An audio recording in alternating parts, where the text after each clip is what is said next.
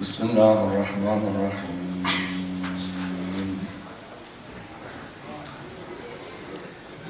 الحمد لله رب العالمين، والصلاة والسلام على سيدنا وعظيمنا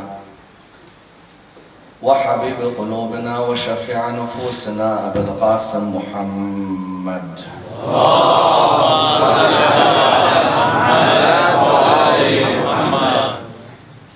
وعلى أهل بيته الطيبين الطاهرين وأصحابه الغر الميامين.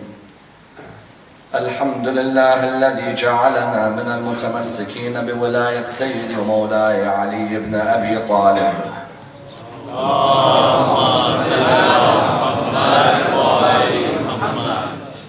الحمد لله الذي هدانا لهذا وما كنا لنهتدي لولا أن هدانا الله. أما بعد، يقول الله في كتابه الكريم: بسم الله الرحمن الرحيم: ومن يتق الله يجعل له مخرجا ويرزقه من حيث لا يحتسب. The first of our salawat in honor of Rasulullah Muhammad sallallahu alayhi wa sallam.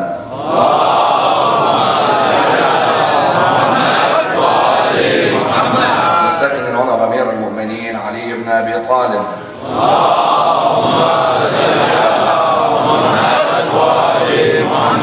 The third with your loudest voices in honor of the Imam of our time, Imam Sahib al-Asr wal-Zaman.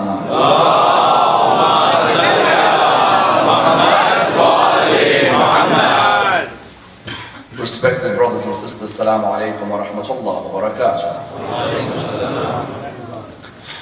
The discussion concerning rizq, otherwise translated in the English language as sustenance, is a fundamental discussion of Islamic thought, and indeed a discussion which requires an in-depth examination, for it is a discussion which affects each and every one of our lives, a discussion from which many a lesson may be learnt and many an example may be derived, and indeed a discussion with a historical basis and a contemporary significance. Many times in our lives, and many of the sentences that we use, the word rizq is constantly employed. You find, for example, that throughout your lives you may hear someone say to you, may Allah increase your rizq, or may Allah bless you with more rizq, or may Allah shower His blessings upon you with an increase of that rizq. You find therefore that throughout our lives the word rizq occupies a prominent position in much of our vocabulary. Yet you find at the same time that the word rizq is normally translated in a wrong way. In which way? And that we have a very narrow definition of the word rizq. Our definition is monetary. Whenever you hear anyone who comes forward and say to you, may Allah increase your rizq, automatically you assume that it's a monetary translation. Yet you find within the religion of Islam that the translation is a much more broad translation. The translation is one which has social and indeed economic repercussions. And indeed you find that within the discussion of the topic of rizq is a discussion of a social and economic background. In which way? In the idea that socially there is a question which arises. If Allah has written my rizq, then there is no need for me to work. As in, if many times we hear people say that God's written your rizq. If God has written my rizq, then certain people ask the question that there's no need for me to go out to earn a living. Allah has written my rizq already. Likewise, what do you find? You find that there is an economic question at the same time as well. And that economic question, what is it? The economic question is if that Allah subhanahu wa ta'ala has written our rizq, then you find economically people ask, why are there poor people in the world? As in, if God looks after your sustenance, why are there certain people who are poor and certain people who are rich? Therefore, this discussion is one of the utmost importance, and one that requires clarification. For when we analyze the hadiths of the Imams of Ahlul Bayt, you'll find that the definition is one which is much broader than what meets the eye. When you look at the word rizq, it's translated in the English language with the word sustenance. Sustenance implies that there is a sustainer. And indeed you find one of the 99 names of Allah subhanahu wa ta'ala is of course Ar-Raziq.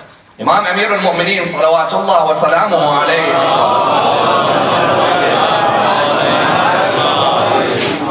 in the munajat which we recite in the holy month of Ramadan, what does he state? He states, Mawlaya ya Mawlaya, Anta al-Raziqu wa ana al-Marzuq. وَهَلْ يَرْحَمُ الْمَرْزُوقِ إِلَّا الرَّازِقُ. My master, oh my master, you are the sustainer and I am the sustained. Who is there for the sustained except the sustainer? The idea here that the Imam gives us is that in our life, the origin of our sustenance without a doubt is Allah subhanahu wa ta'ala. God is the originator of our sustenance. Any form of sustenance you find on this earth, the originator is the creator.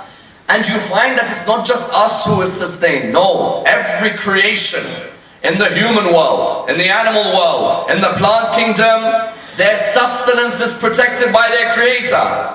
Hence the Quran states, Bismillah ar-Rahman ar-Rahim, وَمَا مِن دَابَّةٍ فِي الْأَرْضِ إِلَّا عَلَى اللَّهِ رِزْقُهَا. There is not a creation on this earth but that Allah subhanahu wa ta'ala is maintaining its sustenance. You find two prophets of God in particular who are affected by this. The first of those prophets was the Prophet Sulaiman alayhi salam. The Prophet Sulaiman, as you know in the Quran, his story is mentioned in Surah An-Naml.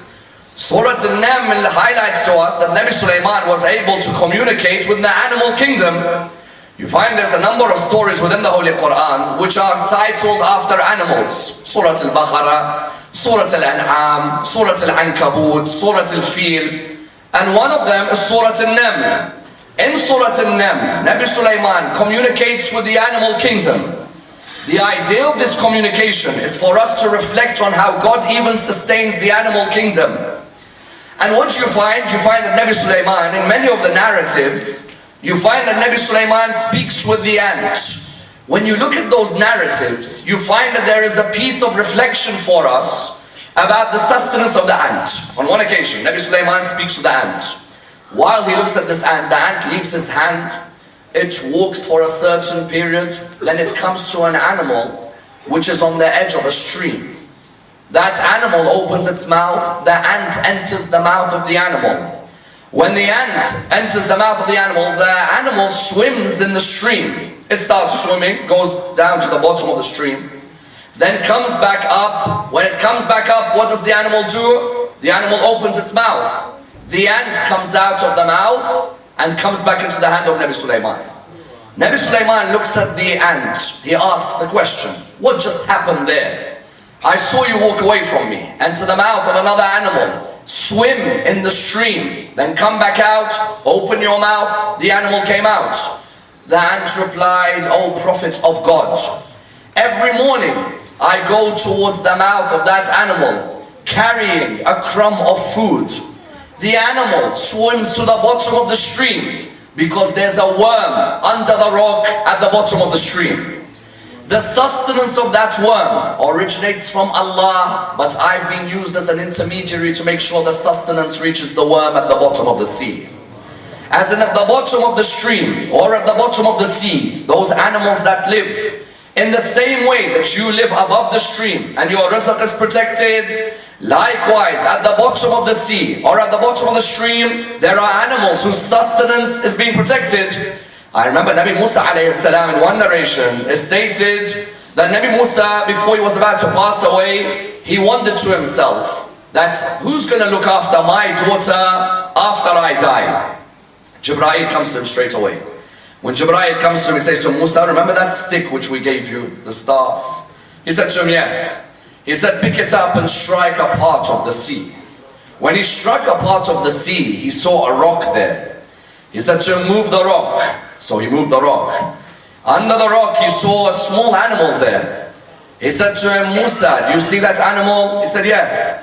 He said, the Lord that can look after the animal at the bottom of a rock, at the bottom of the sea, and you're asking the question, who'll look after the sustenance of your daughter after you die? For every creation of Allah subhanahu wa ta'ala, there is a sustainer who maintains the sustenance of his creation. As in those of you who've been scuba diving, you go to the bottom of the sea. Haven't you seen those animals at the bottom in all their fine colors? Haven't you seen those beautiful animals? Do you ever ask yourself the question that I, the human being, am being sustained above the sea? Who's sustaining those under the sea? Under the sea, those creations are being sustained. Hence when the Quran states, وَمَا مِن دَابَّةٍ فِي الْأَرْضِ إِلَّا عَلَى اللَّهِ رِزْقُهَا, The Quran is saying that every creation of Allah, its sustenance is maintained. A question arose. The first question that arose in the discussion on rizq was the question that if Allah or God has written everyone's sustenance, then what's the need for us to go out and work? What do I mean? I mean that there are many who today sit on the benefits of a government, don't they? When a government offers benefits, you find that there are many today who say, listen, I'd rather stay at home and I'll sit on the benefits of a government. Allah has written my rizq, and my rizq is meant to come through the benefits of the government. I go and collect a paycheck from the government every week. I pretend that I'm not working, even though I've got a few jobs on the side. And what happens is that that's my rizq being written for me. Socially, someone asked the question, that if God's written my rizq, is there a need for me to go out to work? Would you believe this Imam Ja'far as-Sadiq, salawatullah wa salamu alayhi. The Imam has an interesting discussion on this fundamental area. Why? Because this area affects Muslims in 21st century Western society especially. And is fundamental to our ethics when we live with non-Muslims. The Imam asks his companion, he had a companion by the name of Umar ibn Muslim. He says to him, Umar, where is Ali bin Abdul Aziz? I haven't seen him for a while. I used to walk in the markets and I used to see Ali bin Abdul Aziz selling his goods. Now I don't see him anywhere. Where is he? He replied by saying, oh Imam, he's become of the muttaqeen. He said to him, what do you mean? He said he's decided to stay at home and fast in the daytime and pray in the night. He said, so how is he of the muttaqeen? He said, the Quran says, وَمَنْ يَتَّقِ اللَّهِ يَجْعَلْ لَهُ مَخْرَجًا وَيَرْزُقْهُ مِنْ حَيْثُ لَا يَحْتَسِبْ. So he wants to be of those who are the muttaqeen. وَمَنْ يَتَّقِ اللَّهِ is what? Those who have consciousness of Allah. Allah subhanahu wa ta'ala will open the doors for them. وَيَرْزُقُهُ مِنْ حَيْثُ لَا يَحْتَسِبْ. He'll provide him with an amount of sustenance which you cannot count. So this person's decided to retire from working. He said, I'd rather pray in the night and fast in the day, and my Lord will look after my sustenance, and that's all that I need. Do you know what the Imam said? He said something beautiful. He said how history repeats itself. That when this ayah was first revealed, the same thing happened with the Holy Prophet and his companions. That when this ayah was revealed, the Holy Prophet was going out looking for his companions. Suddenly these companions weren't there. He said, where's my companions? He said, Ya Rasulullah, they want to be of the muttaqeen. So he said, what do you mean the muttaqeen? He said, the ayah in the Quran says, وَمَن يَتَّقِ اللَّهِ يَجْعَلْ لَهُ مَخْرَجًا وَيَرْزُقْهُ مِنْ حَيْثُ لَا يَحْتَسِبْ. So they said, we're going to have taqwa. We're going to stay at home. We're going to read Quran the whole day, or whatever was available at the time. We're going to read supplications, whatever you've given us, and we prefer to live by this. The Holy Prophet said something to them which is of the utmost importance today in any analysis of rizq. What did he say?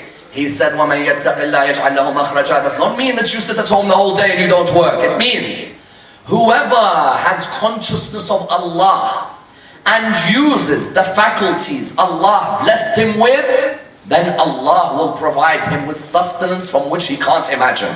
What do we mean?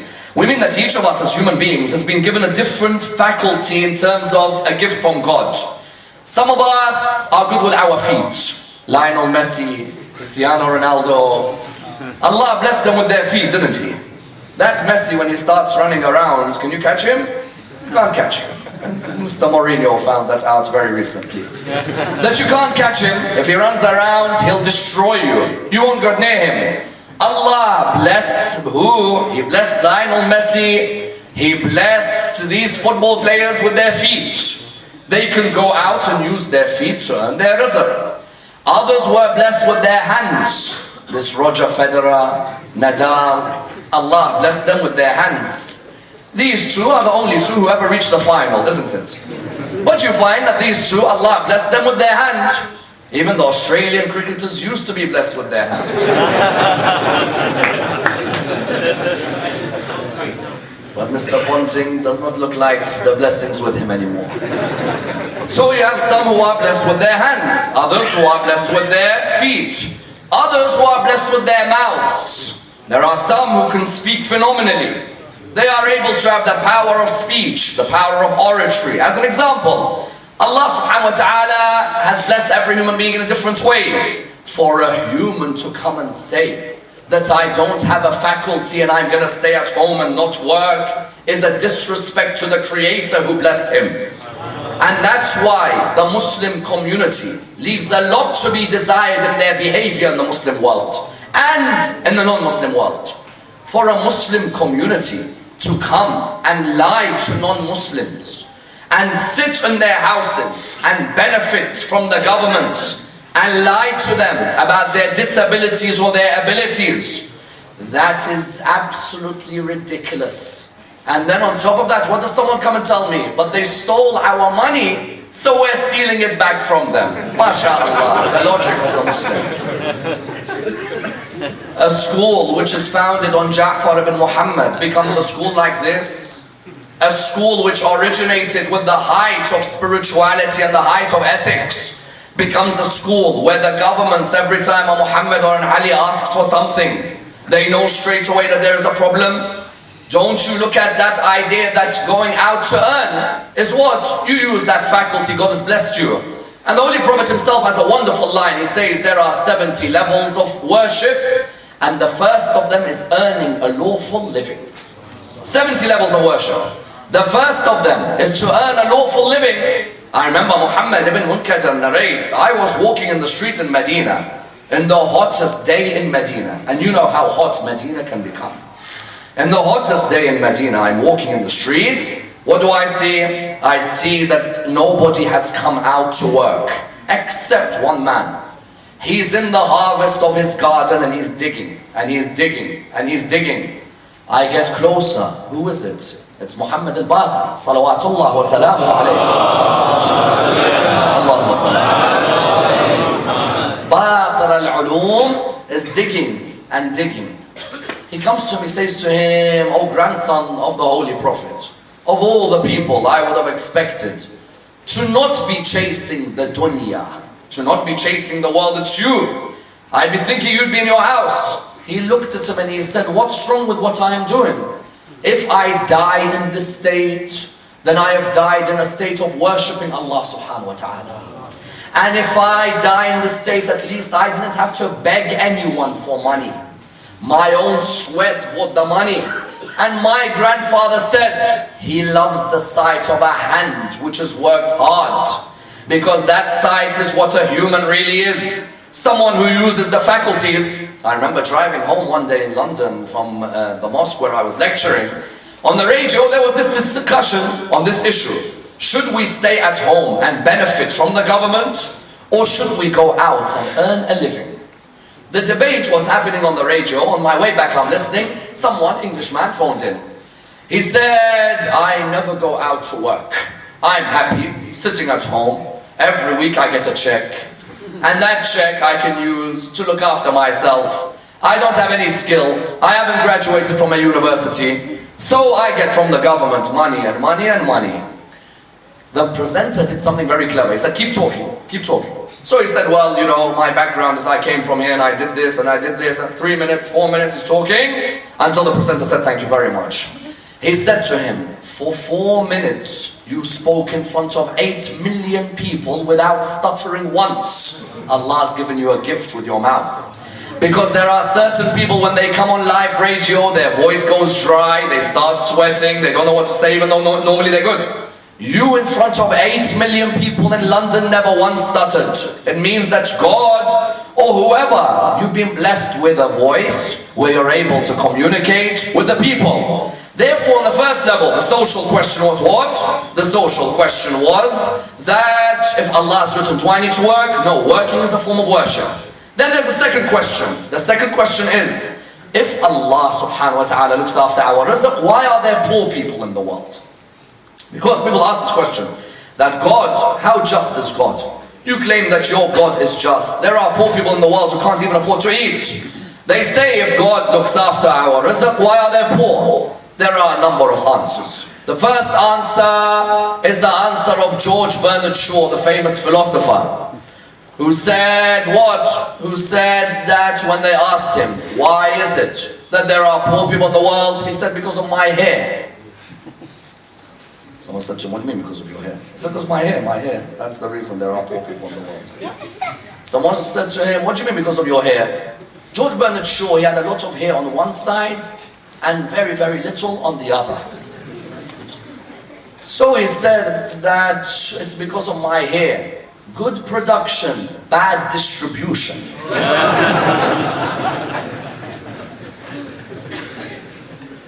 When people say, why are there poor people in the world? The production was always good. The distribution is bad. That sometimes in the world today, why are you blaming it all on God?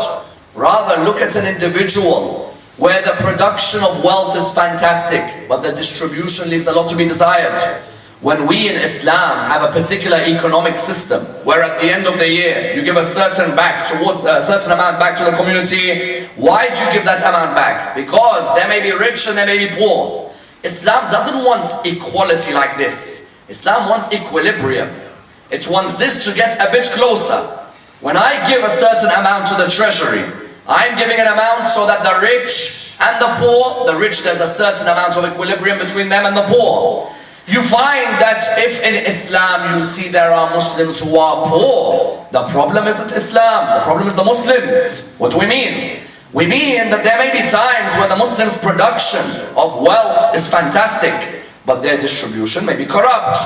I remember in the time after the Holy Prophet had passed away, there were some Sahaba of the Holy Prophet who Allah blessed them with a great amount of wealth. As in Zubair died with only a few thousand palaces, not too many. And you had people like Talha and Zayd ibn Thabit. Allah blessed them with a great amount of wealth.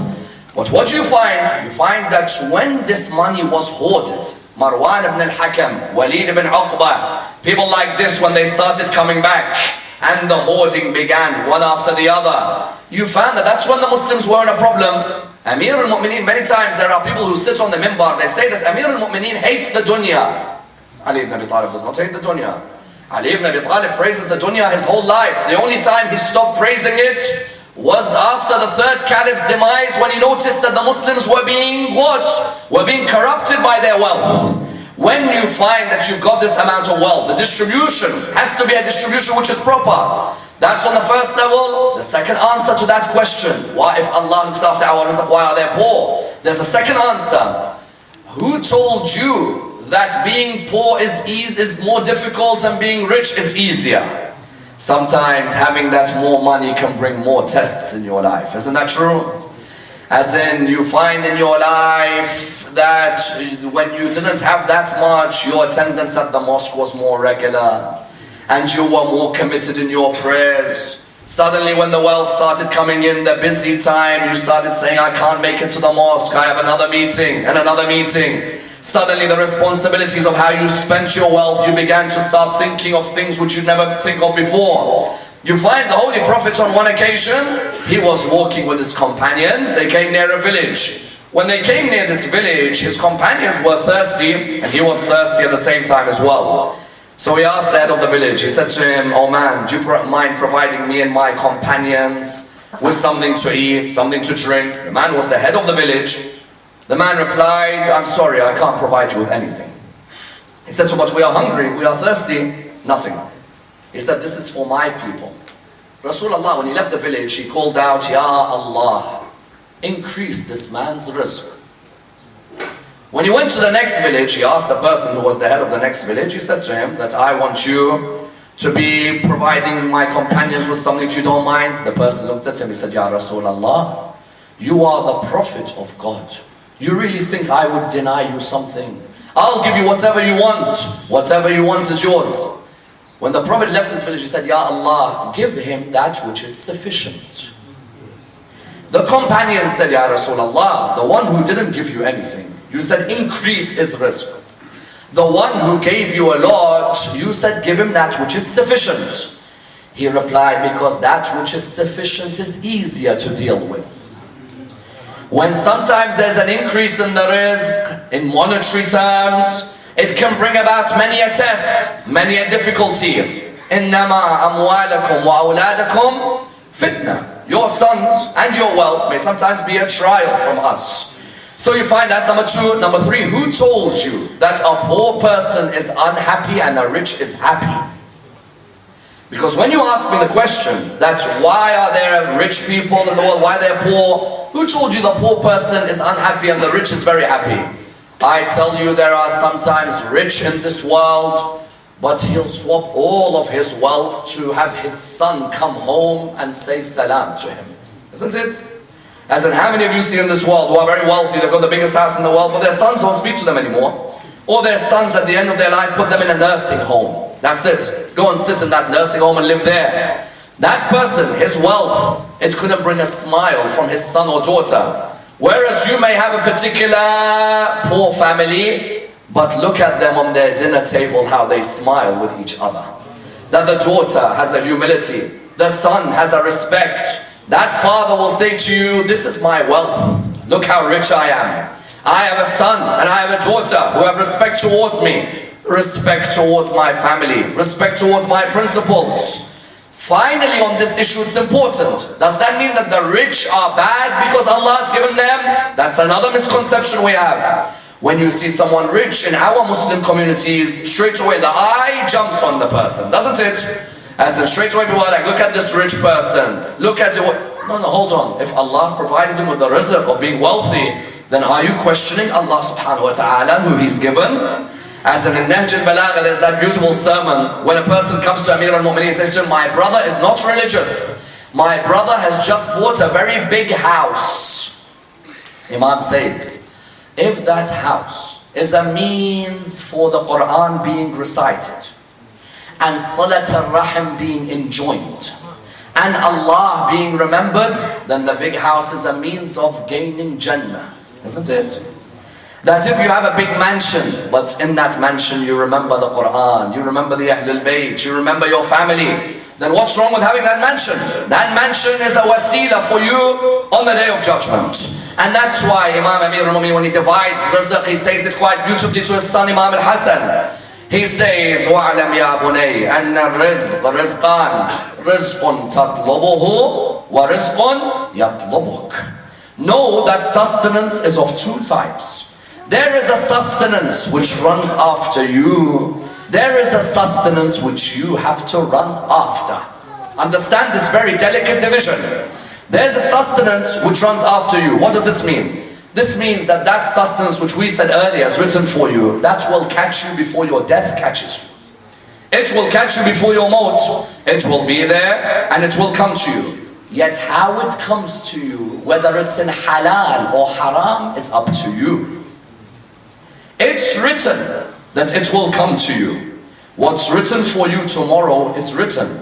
But whether you perform that ability to bring it to you in halal or haram depends on your behavior. The money is the money, but how you earned it is different.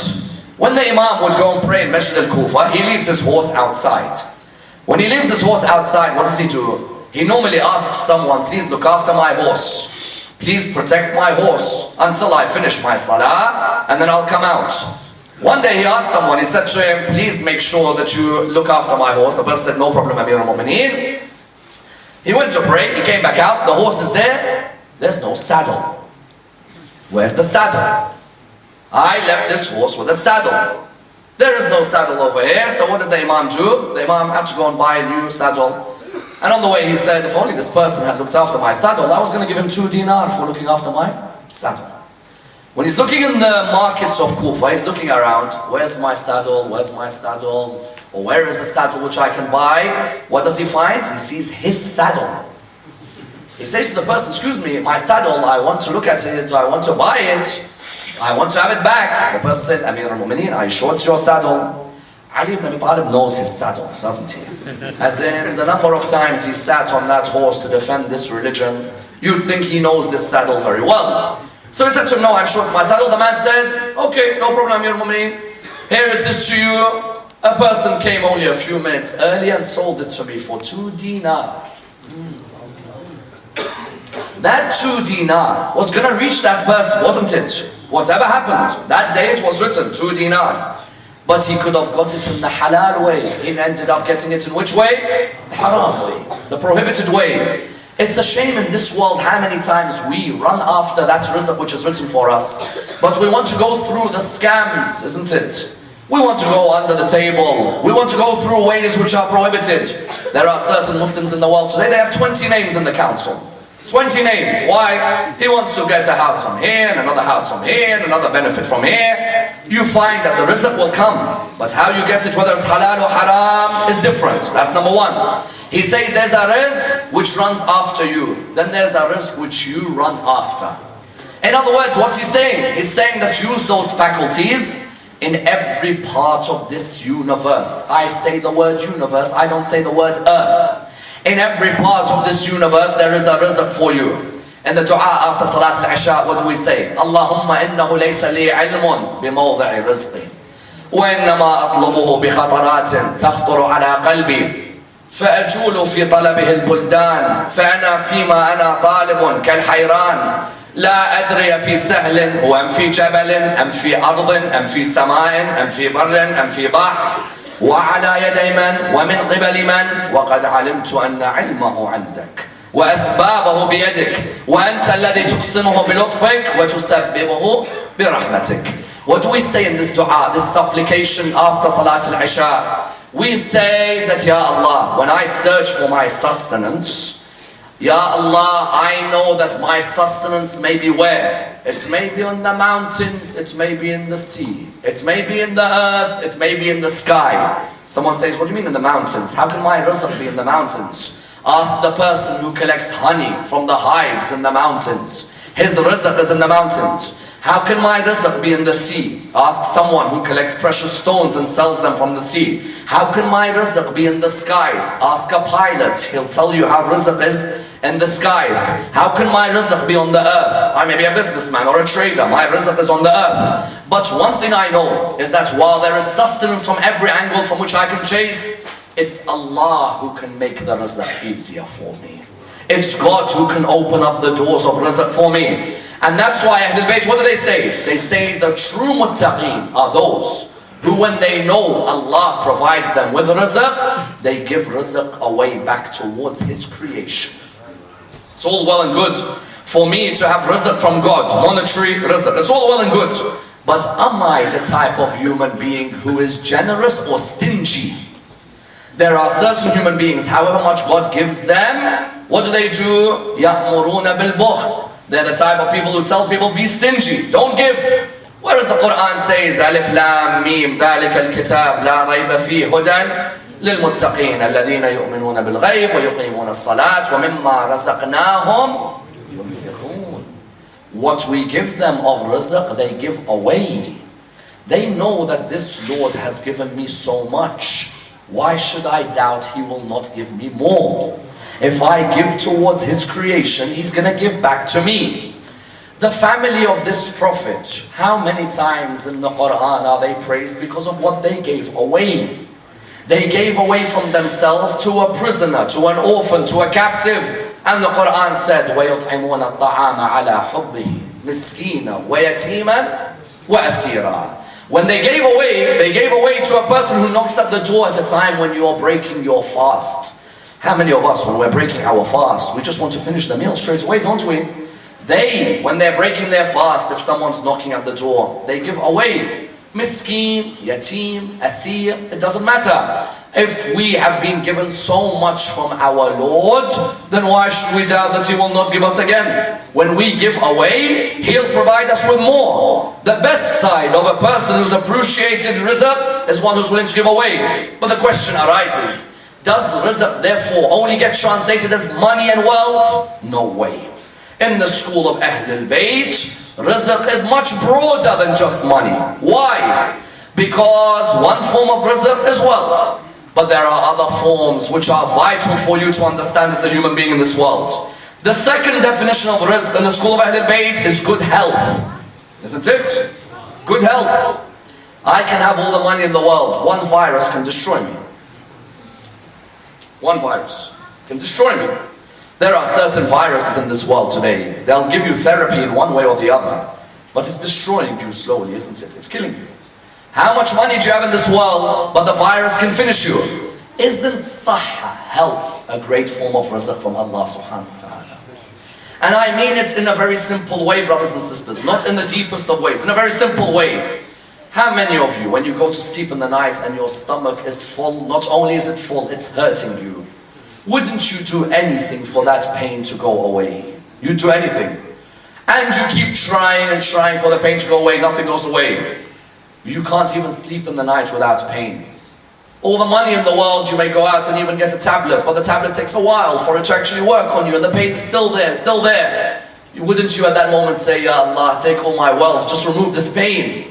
How about when you have a headache, and that headache is destroying your day? You can't even stand as a human being. That human being, I'm telling you, without their health is nothing. Doesn't Amir al-Mu'mineen say, mankind, you came from a drop of semen, and you leave as a piece of dust. You don't know when you came, and you don't know when you're going. So why do you walk around like you know everything? That you as a human being should calm down sometimes. It's only one cell inside you, one virus, and you're finished as a human being. Calm down in your place. You need health as a human being. That health is a form of rizq from Allah subhanahu wa ta'ala. And I tell you, whoever you are in this world, you may be the king of kings. When your health deteriorates, then it's the end for you. Sulaiman bin Abd al-Malik, Umayyad Khalifa. The whole of Bani Umayyah was in his hands. He used to have 2 slave girls who he used to like their company, if I put it mildly. One was called Salama, and the other was called Habbaba. He used to have a slave girl in his house called Habbaba. Habbaba translated in English as the polite one. You find that he used to have this one, and he used to enjoy Habbaba's company. He used to say to Habbaba, you stay with me the whole day. Someone came to him and said to him, Sulaiman, you are Khalifa of the Muslims.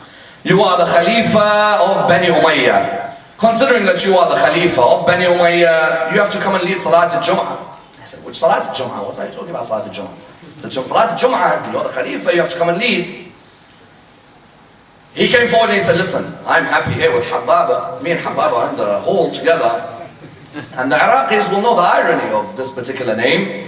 You find that he's sitting here in this palace of his. His brother said to him, listen, come and lead the khutbah for Salat al-Jum'ah, come on. No. You go and do these religious things. Why would I want to do these religious things? Look at the kingdom I have. The arrogance.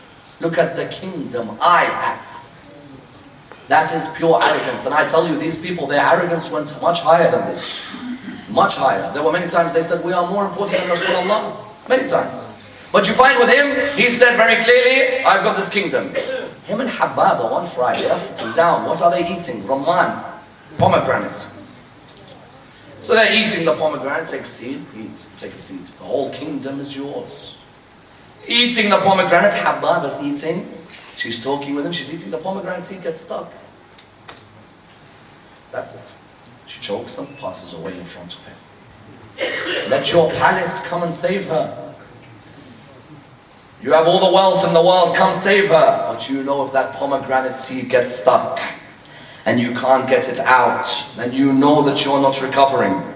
He lost his world. His wealth, he lost it. 15 days later, he died. Do you know how he died? For 15 days, he wouldn't allow anyone to enter the palace. He kept telling them, don't enter, don't enter. He just stayed sleeping on her dead body. Look at the person. All the wealth on this earth, but it was the health he couldn't buy. His Habbaba suddenly left this world. Therefore you have rizq, health. Number 3, a form of rizq is what? Is your children are a form of rizq, aren't they? Our children. How many do you see in this world? Excellent people, fantastic people. But unfortunately they can't have children. When you have a child, isn't it a form of rizq from Allah subhanahu wa ta'ala? Isn't it a form of sustenance? When you have a child, that's a form of sustenance from God. But with every form of sustenance, there comes a responsibility. That child which we gave you the baby pure. Don't give me that child back impure. That child, we gave you pure. Do not give me back the child impure. What do we mean by do not give me back the child impure? We mean that this rizq is a form of sustenance which is a blessing, but which has a responsibility. Today in the world, when you see the number of youth, mashallah, within this majlis today, then you know very well that within this particular majlis you see the youth. That youth is your responsibility as a parent to do anything to make sure that they are in the majlis of Ahl al-Bayt. For too many years as parents, we were more concerned if we are happy while our kids ran outside. But there has to come a time when a person says, this rizq of mine, even if I have to sacrifice, let the kid be inside, let them learn. Our kids are not people without intelligence. If the speaker is one who's prepared his topic and it relates to them, they'll listen. If the speaker is not relating to their life at all, they won't listen. You need that responsibility, that look after the children. Bahlul, Harun al-Rashid says to him, look after my son. Bahlul says to him, what? He says, look after my son, protect my son. At that moment, Harun al-Rashid said to him, so what are you going to be for me? You're going to be the tutor of my son. Bahlul, as you know, used to act insane. Those of you who would have heard my majlis a couple of years ago on the biography of Bahlul would have heard all the stories on this area. Bahlul said to Harun al-Rashid, I look after your son? He said to him, yes. He said, okay, very good. Leave your son in my hands, but you play by my terms. He said, okay, no problem. Bahlul says to the son, tomorrow you attend class at 1 o'clock and you follow my orders. The son turns up. Bahlul turns up at 1:45.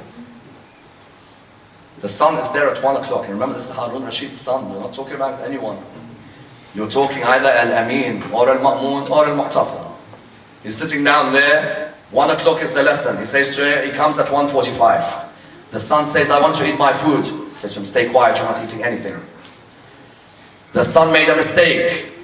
Bahlul held his hair like this. He said to him, no more mistakes like this. The son went to his father and he said to him, how dare that man talk to me like this? Because you know, these sons, they're the sons of kings. They've got a tongue on them. He said to him, how dare he speak to me like this? At that moment, Harun Rashid said, what's wrong? He said, the lesson was at 1, he turned up at 1:45. I wanted to eat my food, he didn't let me. I made one mistake, he tapped my ear like this. Harun Rashid went to Bahlul, he said, Bahlul, come in. He says, is this true what you've done? He said to him, yes, it's very true. He said to him, what do you mean it's very true? You're proud of what you've done? He said, yes, I'm very proud. He said to him, why? He said to him, I was teaching your sons lessons for life, which I hope you can teach them knowing that he is a rizq from your Lord. He said to him, what do you mean? He said, I was 45 minutes late for your son, and your son got angry. One day when he becomes Khalifa, and there are people waiting 6 hours outside his palace, let him remember the day 45 minutes of waiting made him angry. Number 2, it's very important that he understands when he missed one meal for the first time in his life, he never had his lunch. And look how angry he became. I hope one day if he becomes Khalifa and he hears there are Muslims with no food, he remembers this day of hunger. Number 3, I tapped him on his ear and look how angry he became. I hope he doesn't find it normal to use the sword to kill a human being when he grows up. A tap on the ear hurt him, yet you find that maybe when he grows up he finds it normal. The point was that that son of yours, that child, is a form of sustenance from Allah subhanahu wa ta'ala. As sustenance you have a responsibility to protect. Another form of sustenance which I'll come to in the future nights is your parents. Without a doubt your father and your mother are a form of sustenance from Allah. How many people from countries or people who are sitting in this majlis today, one day they see their dad, the next day they don't see their dad until a phone call says their dad passed away. How many people, their mothers were taken by a brutal dictatorial regime where they never saw their mothers again? For goodness sake, our own prophet was born in this world and a few years later he doesn't have a mother or father. A mother or father are a form of sustenance for you. They are a form of sustenance to protect you, look after you, honor you. On many occasions you would find that our 7th Imam, Imam Musa ibn Ja'far salawatullah wa salam alayhi. On many occasions he would comment on how his father Imam al-Sadiq was a form of rizq for him in his life. That he would say Imam al-Sadiq instilled so many virtues in him, so much goodness, so much knowledge. And truly Imam al-Sadiq was a form of goodness for every Muslim in the world. That to have a teacher and an Imam like Ja'far ibn Muhammad is an honor for us all in our life. And you find that Imam al-Sadiq on many an occasion, you would find that amongst the teachings he would stress on was the memory of Aba Abdullah al-Hussein. He would stress on that. Why? Because he'd say one of the greatest forms of rizq in the life of a human being is that you are the sacrifice and a martyr like Imam al-Hussein.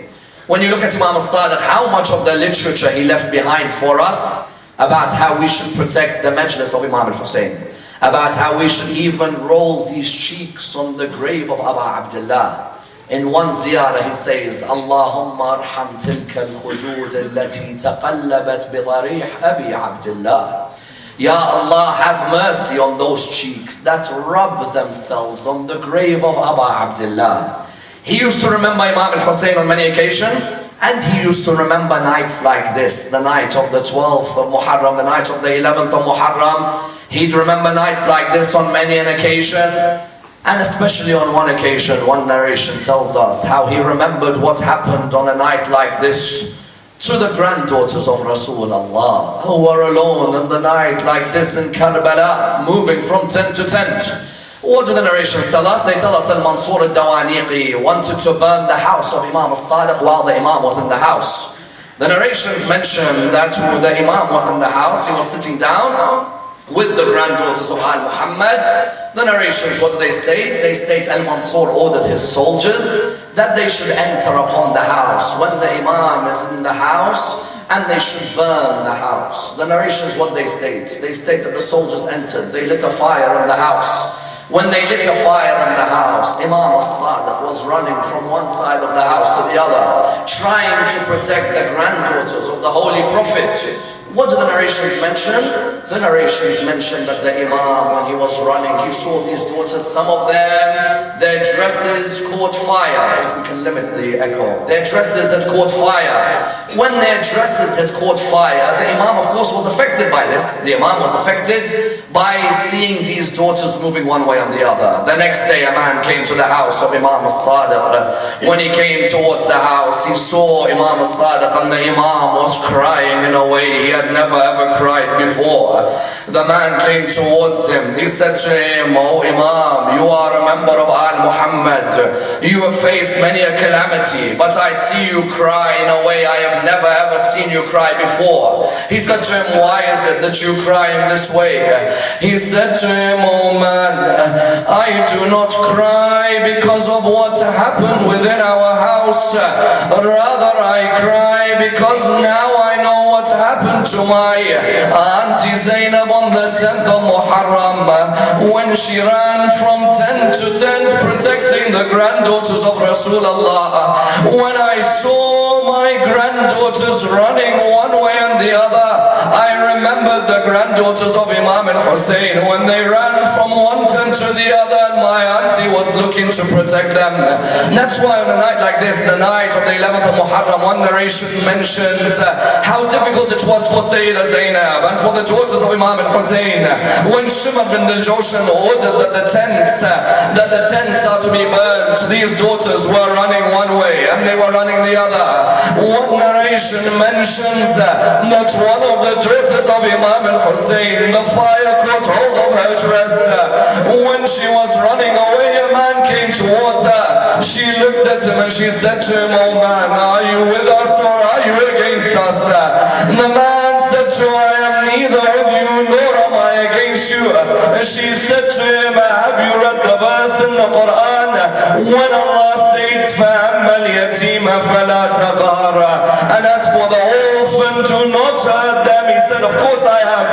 And she said to him, "أَنَا يَتِيمَةَ بِعَبْدِ اللَّهِ, I am the orphan of Abu Abdullah." She then said to him, "Have you read the verse in the Quran, وَأَمَّا السَّائِلَ فَلَا تَنْهَرْ, as for someone who asks you something, do not reject them?" He said, "Of course I've read this verse." At this moment she said, "May I ask you to point me towards the land of Najaf?" He said to her, "Why?" She said, "So I may complain to my grandfather Ali ibn Abi Talib." She looked towards the land of Najaf and she said, "Oh Amir al-Mu'mineen, come towards the land of Karbala and see what they've done to the daughters of Imam al-Hussein. Oh Amir al-Mu'mineen, come and see the way they've treated us. They've burnt our tents and they've made us move from one way and the other. That's why Sayyidah Zainab, it was difficult for her seeing their daughters moving one way and the other. Sayyidah Zainab herself, one narration, what does it mention?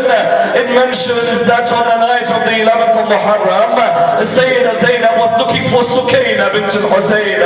She wanted to see, where is this Sukaina? I can't see her anywhere. She saw the daughters, but where's Sukaina? She suddenly saw Sukaina sitting on the ground next to her body.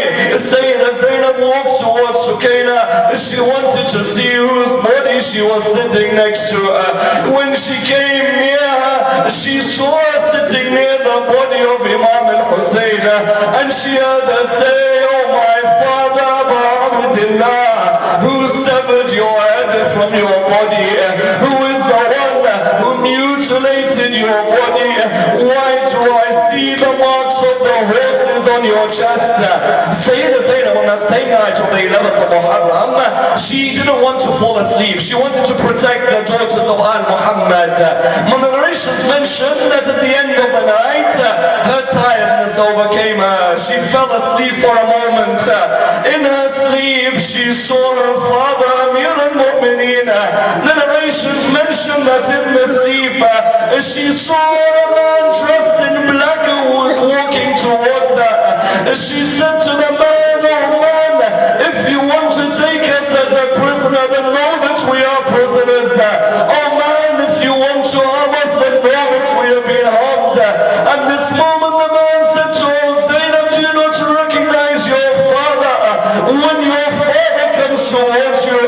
She then said something beautiful to him. She said, "Oh my father, why didn't you come into the 10th of Muharram? When you saw shimmer sitting on their chest, oh my brother Abu Abdullah." On the night of the 12th of Muharram, when they put them as prisoners, they were going to take them to Kufa. It's narrated Umar bin Sa'ad came to them. He said to them that if you want, we'll help you, O ladies of Al-Muhammad. We'll pick you up and we'll put you on the horses. Imagine this Zainab, who no one had ever even come near her. Now the men want to come and touch her. They want to pick her up and put her on the horses. The narrations mention Sayyidah Zainab turned around and said, "Don't worry, I'll put the children on their horses." She picked up Sukaina. She picked up Ruqayya. She picked up the ladies. She then picked up Kulthum. With Kulthum, she had picked up Imam Zain al-Abidin. I ask you, who was there to pick up Sayyidah Zainab? As soon as she came towards the horse, she realized that there's no one to pick her up. She looked towards the Furat and she called out to Abba Fadl Abbas. She called out, "Oh Abu Fadl, can you see me now? Look at me, I have no one to protect me." One poet narrates, it's as if he replied back to her, "Oh my dear Zainab, if I had my hands, I would have picked you up. But they took my hands away from me. And if I had my eyes, I would have watched over you. But they put an arrow into my eye. And if I had my heart, then my heart would have bled over you. But my heart bled when I saw my brother killed on the ground." Inna lillahi wa inna ilayhi raji'un. Raise your hands, brothers and sisters. Raise your hands, brothers and sisters. We pray to Allah subhanahu wa ta'ala to raise us with Muhammad and Al-Muhammad, to allow us to be amongst the companions of Imam Sahib al-Asr wal-Zaman. Allow us to be amongst those who receive his intercession in this world and the hereafter. Allow us to be amongst those who are sustained, both economically and in terms of our health and in terms of our children.